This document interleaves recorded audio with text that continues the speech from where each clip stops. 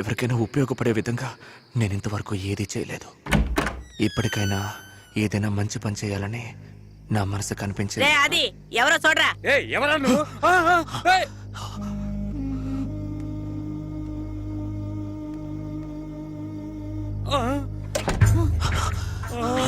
వెనకొచ్చే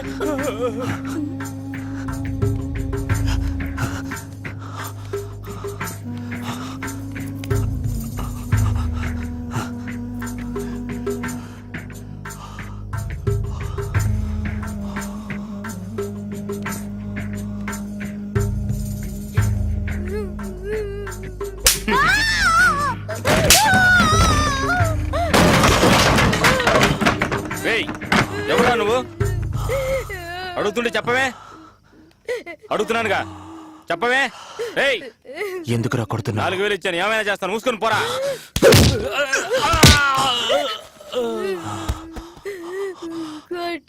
చెప్పండి. దేవతలా చూసిన అమ్మాయిని వేసేలా చూస్తే ఎలా ఉంటుంది సార్?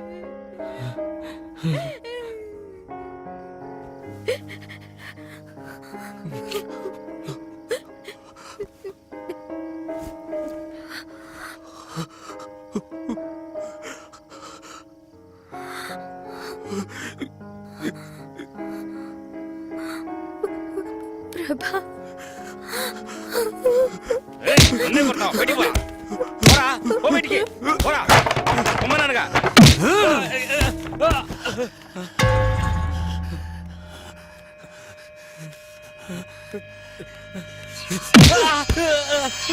నాలుగు వేలిస్తే ఏమైనా చేస్తావా?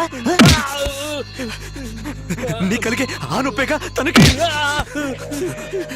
అదే రక్తమే కదరా, అదే మాంసమే కదరా.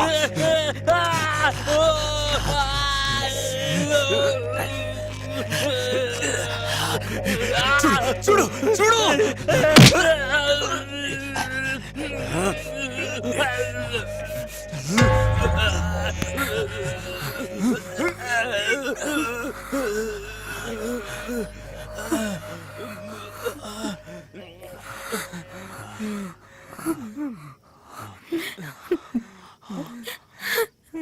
ముందు ఇక్కడి నుంచి వెళ్ళిపో.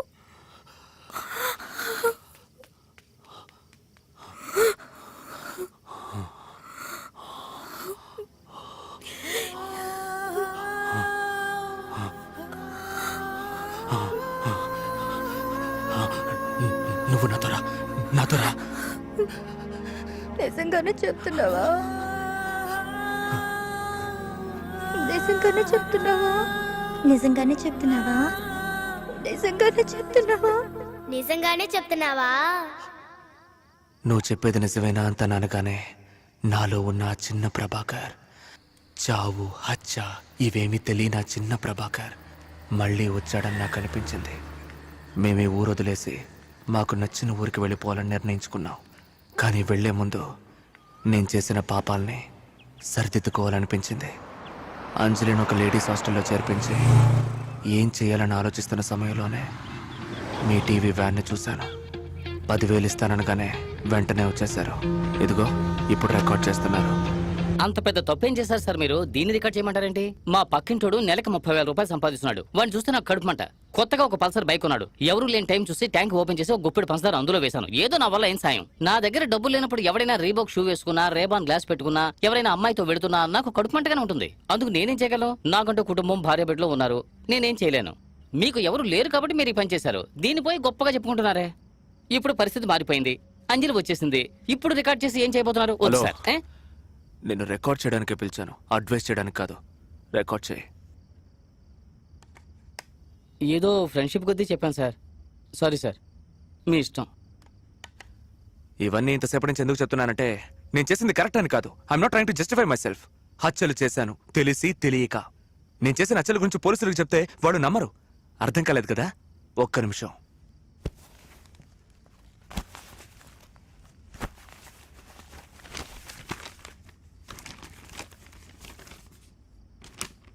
జూమ్ చేయి. అక్రమ సంబంధం వల్ల ఘోరం. వీళ్ళెవరో తెలుస్తోందా? బీచ్ లో లేపేశానే వాళ్ళిద్దరు. ఈయన ఈవిడికి భర్తట. ఈయన ఈవిని లేపుకెళ్ళిపోవడం వల్ల ఈయన మనుషులు పెట్టి లేపేశాడట. మర్డర్ చేసింది నేను, దొరికిపోయింది బాలకృష్ణ అనే ఈ దద్దమ్మ. ఒక నిమిషం. వీడెవరో తెలుస్తోందా? డాక్టర్ కేడి నందు, సైకియాట్రిస్ట్, పూనా మార్కెట్. నేను తలపగలు కూడా చంపానే ఆడే.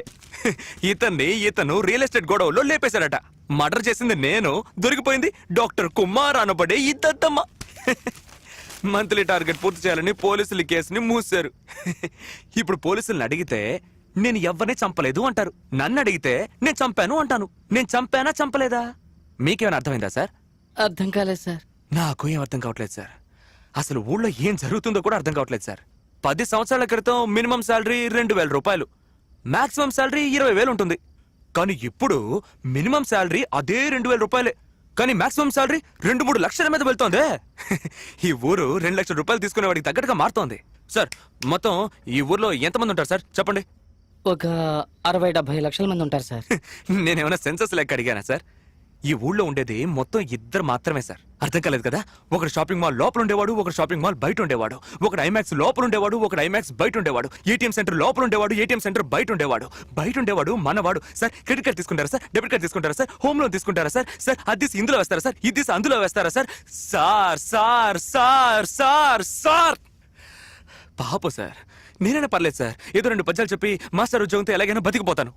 కానీ హిస్టరీ చదివిన వాళ్ళు, జాగ్రఫీ చదివిన వాళ్ళు, సోషియాలజీ చదివిన వాళ్ళు, సైకాలజీ చదివిన వాళ్ళు, పొలిటికల్ సైన్స్ చదివిన వాళ్ళు, ఎకనామిక్స్ చదివిన వాళ్ళు చచ్చారు సార్. పాపం టీచర్ ఉద్యోగం కూడా దొరకదు సార్. మీరు కరెక్ట్ గా చెప్పారు సార్. ఖరీదైన జీవితం, వసతులు, సంతోషం ఇవన్నీ ఎంబీఏ చదివిన వాళ్ళకి, ఎంసీఏ చదివిన వాళ్ళకి, పెద్ద కాలేజీలో ఇంజనీరింగ్ చదివిన వాళ్ళకి, డాక్టర్ చదివిన వాళ్ళకి, వీళ్ళకి మాత్రమేనా సార్? మాకు లేదా సార్? నాకు 2,000 చాలేదు అనట్లేదు సార్. ఆఖరితో మా కడుపులు మాడిపోతున్నాయి అనట్లేదు సార్. బిచ్చ అడగట్లేదు సార్. కానీ ఆ డబ్బు తీసుకునే నా కొడుకులకి పొగరుంది చూసారే, తట్టుకోలేకపోతున్నాను సార్. మనిషిని చూసి తోటి మనిషే ద్వేషించే రోజు వస్తుందని చెప్పాడు ఒక కవి. అదే సార్ జరుగుతుంది ఈరోజు.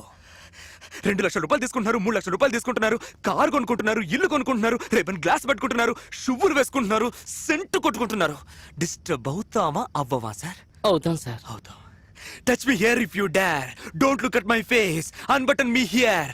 ఆ విధంగా అమ్మాయిలు రాసుకుంటే, అది వక్షస్థలంలో రాసుకుంటే, వాళ్ళ పాటికి రోడ్లో వెళ్లే మన వాళ్ళకి ముట్టుకోవాలని అనిపిస్తుందా అనిపించదా సార్? అనిపిస్తుంది సార్. అనిపిస్తుంది. తెలుగు చదువుకున్న వాళ్ళంతా సాధువులు, అమాయకులు అని మాత్రం అనుకోవద్దు సార్. ఏదో గడ్డం పెంచుకొని, సోడా బుడ్డి కళ్ళద్దాలు పెట్టుకుని, భుజానికి సంచి తగిలించుకొని కవితలు చెప్పే గొట్టంగాళ్ళని మాత్రం అనుకోకండి సార్. ఎందుకంటే తెలుగు ఒకరిని శాంతపరచడం మాత్రమే కాదు, తెలుగు ఒకడికి రౌద్రాన్ని కూడా ప్రసాదిస్తుంది. తాడితులు, పీడితులు తిరగబడితే విప్లవమే వస్తుంది. నేను చేశాను. Yes, of course I did cold blooded murders. ఇవన్నీ చెప్పి నేను చేసింది కరెక్ట్ అనడం లేదు. I'm not trying to justify myself. నేను చేసిన పనులు నాకు నచ్చలేదు, తప్పించుకున్నాను. ఎందుకంటే నా అంజలి తిరిగి వచ్చేసింది. నేను మళ్ళీ ఆ చిన్న 7 ఏళ్ల ప్రభాకర్గా మారిపోయాను. ఆ మరణాన్ని చూడని వయసు. వెళ్ళిపోయాను. మేమిద్దరం వెళ్తున్నాం సంతోషమైన జీవితాన్ని వెతుక్కుంటూ. మాకు దొరుకుతుంది. ఎందుకంటే మాకు దొరుకుతుంది అన్నది లిఖించబడ్డ ఒక శాసనం. ఖచ్చితంగా దొరుకుతుంది సార్. Thank you. ఇంతసేపు నేను చెప్పిన ప్రాబ్లంకి సొల్యూషన్ ఏంటో నాకు తెలియదు. తెలుసుంటే నేను ఇలా అయ్యేవాడిని కాదు. ఒకవేళ ఫైనాన్స్ మినిస్టర్కో, సీఎంకో, పిఎంకో తెలుసా అని కూడా నాకు తెలియదు. ఒకవేళ అమెరికా రాష్ట్రపతి ఒబామా ఆయనకు తెలుసుండొచ్చు. ఒక ఐఎస్డి కాల్ చేసి మాట్లాడే దమ్ము మనకి లేదు. ఏం చేస్తాం? నేను తప్పించుకున్నాను. బట్ మీరు కూడా, మీరు జీవిస్తున్న ఈ ఊరు ఎంతో ప్రమాదకరమైందని మాత్రం మీరు మర్చిపోకండి. మీరు తినే ఒక పీస్ పిజ్జా కోసం, షూ కోసం, గ్లాసెస్ కోసం మీరు హత్య చేయబడచ్చు. చేస్తున్నారు కూడా. Got it? Be aware of it. That's it. Close చేయండి. ఒక నిమిషం. కష్టజీవుల గుండెలు కార్చిన కన్నీరు, సంపదను దోచుకునే మనుషులు, ఈ సంపదని దోచుకునే ధన మదాంతులని అంతం చేసే మనుషులు, ఆర్మీ. నాలాగా విసిగి వేసారి అవమానపడి ఏడ్చేవారి కన్నీరు. Got it? థ్యాంక్స్. క్లోజ్ చేయి.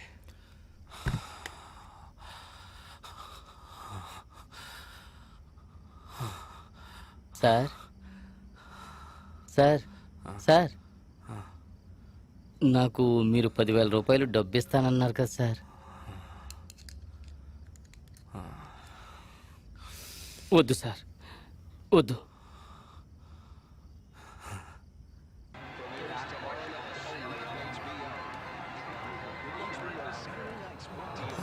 ఎక్స్క్యూజ్ మీ, ఎస్, యువన్ మిమ్మల్ని కలవమన్నారు. దీన్ని మీ ఎండి గారికి ఇచ్చేయండి. అలాగే. మీ పేరు? పేరేం అవసరం లేదు, ఈ క్యాసెట్లో అన్ని వివరాలు ఉన్నాయి, ఇచ్చేయండి. Okay sir.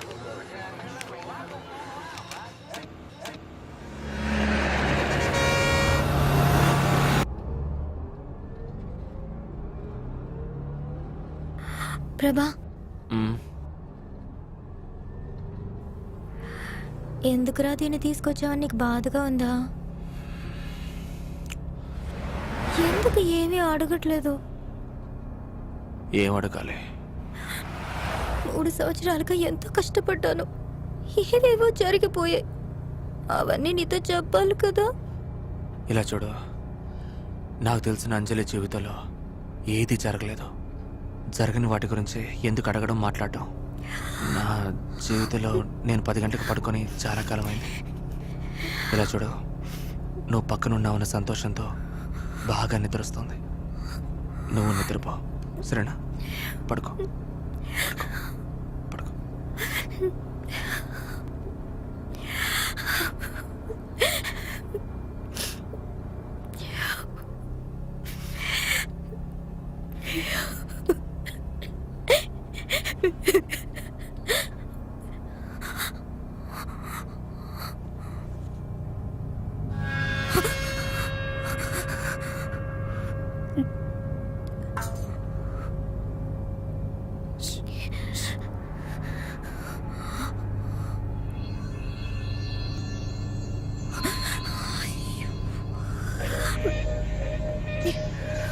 ప్రభా, ప్రభా, ఏంటి? అక్కడొక్కడు ఇందాకటి నుంచి నన్ను చూస్తున్నాడు. నువ్వు అనేది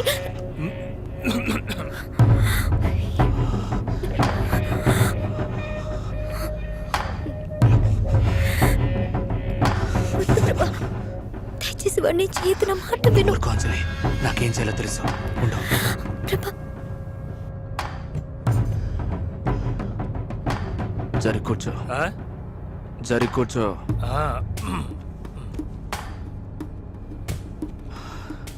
అలా చూడకండి సార్, యా చూడకండి అంతే.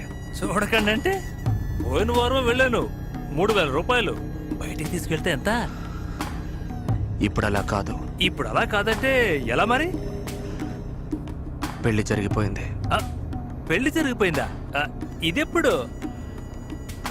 7 ఏళ్లకే అయింది.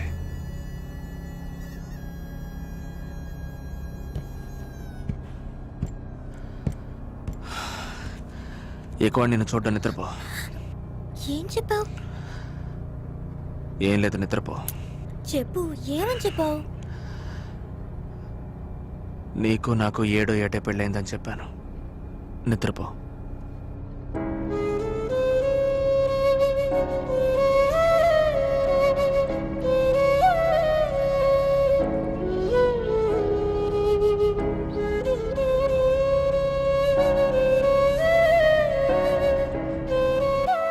నిన్న రాత్రి మన ఛానల్లో ప్రసారమైనటువంటి తెలుగు ఎంఏ చదివిన ప్రభాకర్ ఇచ్చిన వాంగ్మూలం యొక్క ప్రభావం సమాజంలో చాలా వివాదాలకు తెరతీసింది. ఆయన చెప్పింది కరెక్టే సార్. 2 ఏళ్ల క్రితం నేను ఇక్కడే ఉన్నాను. దొండపర్తి 2000 అద్దె. కంప్యూటర్ కంపెనీ వాళ్ళు వచ్చారు సార్. అక్కడ పనిచేసే వాళ్ళందరూ 2-3 లక్షలు జీతాలు తీసుకుంటారు సార్. వాళ్ళ వల్ల ఇక్కడ అద్దెలు పెరిగిపోయాయి సార్. ఇక్కడ అద్దెలు భరించలేక ఎన్ఐటి రోడ్డు దాకా వెళ్ళిపోయాను సార్. అక్కడ కూడా ఈ కంప్యూటర్ కంపెనీ వాళ్ళు తగలడుతున్నారంట. అద్దెలు ఎంత పెంచుతారు, ఎప్పుడు పెంచుతారు, ఏమీ అర్థం కావట్లేదు ఈ సార్. నగరంలో అసలు పేదవాళ్ళకి చోటే లేదంటే దీని అంతరంతరమనే అనుకోవాలి. వస్తున్నైతే మాట్లాడుతున్నారు సార్. 10 ఏళ్ల క్రితం కనీసంగా జీతం 2,000. I accept. 10 ఏళ్ల క్రితం ఇండియాలో ఫారిన్ ఇన్వెస్ట్మెంట్ మొత్తం కలిపి 10,000 కోట్లు. కానీ ఈ రోజు 8,27,200 crores just because of IT. Computer వల్ల దేశం అభివృద్ధి పొందిందంటే అది అబద్ధం. స్వల్పంగానే అభివృద్ధి చెందింది. దేశం అంతా అభివృద్ధి కాలేదే. శరీరాభివృద్ధి అంటే శరీరం అంతా ఉండాలి. కాలు మాత్రం వచ్చిందంటే అది వాపు, బోధకాలు, రోగం. అలా రాసింది మీ అభిప్రాయం? ఇది నా టీషర్ట్, నా ఇష్టం, ఏమైనా రాసుకుంటాను. దీని వల్ల అబ్బాయిలకి డిస్టర్బెన్స్ గా ఉందంటున్నారు. రాయకపోతే చూడరా, రాసినా రాయకపోయినా చూసేవాడు చూస్తానే ఉన్నారు సార్. ఇలా ఉంది కాబట్టి మీకు అలా అనిపిస్తుంది. జస్ట్ మేలీగో. షాపింగ్ మాల్స్, పిజ్జా హట్లు వీటి వల్ల నగరం అభివృద్ధి చెందుతుందని చెప్పలేం. ఎందుకంటే ఇవన్నీ డబ్బును వాళ్ళకి కల్పించిన వసతులు. ప్రభాకర్ చెప్పినటువంటి ఈ విషయాలన్నీ కట్టుకథలే. అతను ఒక మానసిక వ్యాధికి లోనయ్యారని, అతను ఎక్కడున్నాడో పట్టుకొని ఓ మనోవైద్యం దగ్గర చేర్పించడమే పోలీసుల యొక్క ముఖ్యమైన పని అని, ఆయన ఈ పరిస్థితికి మేమెంతగానో చింతిస్తున్నాము అని. ఆ గడ్డపోటు చెప్పింది నిజమేనయ్యా. మన హెడ్ శేఖరం కొడుకు చూడు, అమెరికా ఎంసీఏ 2 లక్షల శాలరీ. కానీ మనం చూడు 20,000 కోసం అడ్డమైన నా కొడుకులందరినీ గీకాల్సి వస్తుంది. వాడి గురించి ఏం తెలిసింది? సార్, వాడి birth place Araku valley, schooling Tadepalligudem, inter కాకినాడలో చేశాడు సార్. ఒక్క నిమిషం సార్. ఇతను వైజాగ్ లో ఉన్నప్పుడు సూసైడ్ అటెంప్ట్ కేసు ఇతని మీద ఉంది సార్. దెన్ రైల్వే స్టేషన్ లో మర్డర్ కేసు ఇంకా దర్యాప్తులో ఉంది సార్. తర్వాత మనకి దొరికినవి 2 కేసెట్లు. సార్ ఒక్క నిమిషం, ఒక చిన్న ఐడియా. వాడు పుట్టిన ఊరు అరకుకే వెళ్ళుంటారని నాకు అనిపిస్తోంది. అవును, వాడు పిక్నిక్ పోయింటాడు. హత్యలయ్యా, హత్యలు చేశాడు. మీ అత్తగారి ఊరు అరకు వెళ్ళి సార్. అనుకున్నా. ఇన్వెస్టిగేషన్ పేరుతో 4 రోజులు. ఆ యువన్ సాంగ్ కంపేర్. అతను అబ్స్కాండ్ అయిపోయాడు సార్, వెతుకుతున్నాం. ఏం బిగుతున్నారయ్యా? ఇంకొక గంట లోపల ఆ యువన్ సాంగ్ గడ్డపడు వాళ్ళకి తెలిసిన వాళ్ళు తెలియని వాళ్ళు నా ముందు నిలబడాలి. ఎలాగైనా వాళ్ళని పట్టుకోవాలి. Okay sir. Yes sir.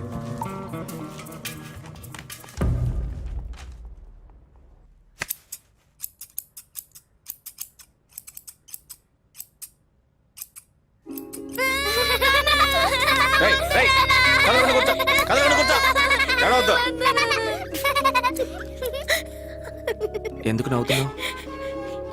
గతం గుర్తుకొచ్చింది.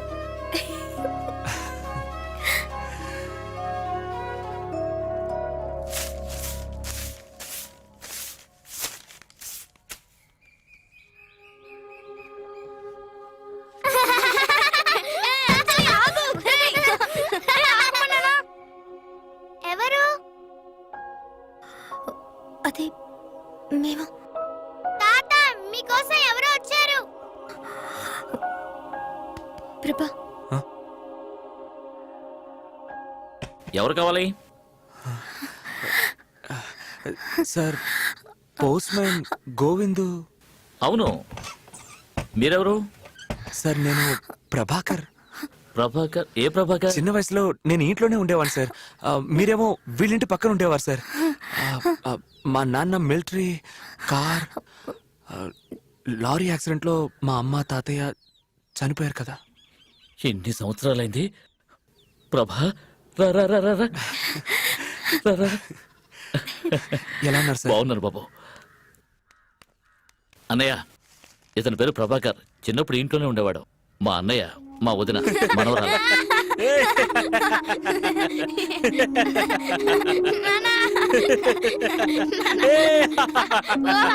అయ్యో, బయట నిలబెట్టి మాట్లాడుతున్నాను, లోపలికి రండి.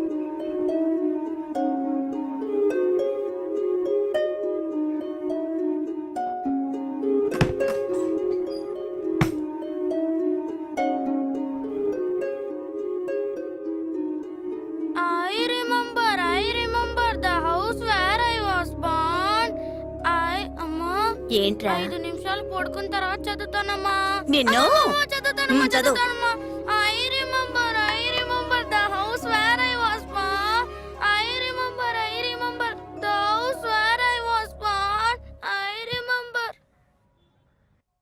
మొన్న రాత్రి తీవ్రవాదుల దాడిలో మరణించినటువంటి Purna market sub inspector C Chandrasekhar గారి అంత్యక్రియలు ఈ రోజు సాయంత్రం ప్రభుత్వ మర్యాదలతో జరగనుంది.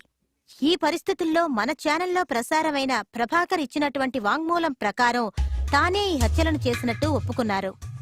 ఈ వాంగ్మూలం వల్ల పోలీసు శాఖ వారు ఎంతో ఒత్తిడికి లోనయ్యారు. అందుకని ప్రభాకర్ గురించిన వివరాలు తెలిపిన వారికి లేదా పట్టుకున్న వారికి తగిన విధంగా సన్మానం చేయబడుతుందని పోలీసు శాఖ వారు అధికారికంగా ప్రకటించారు. Commissioner here. Good morning sir. Good morning. నేను Kerala border police inspector Narayana sir. చెప్పండి. నిన్న టీవీలో కనిపించారు కదా గడ్డపోడు ప్రభాకర్. అవును. వాడిని మా హెడ్ మాదయ్య బస్సులో చూశాడట. గుడ్. వాడు ఒక అమ్మాయితో అచ్చంగోయిలో దిగాడని ఇన్ఫర్మేషన్ దొరికింది సార్. గ్రేట్. నేను వెంటనే కేరళ పోలీసులకు ఇన్ఫార్మ్ చేస్తాను. మీడియా వాళ్ళు పట్టుకునే లోపల మనం పట్టుకోవాలి. ఖచ్చితంగా సార్.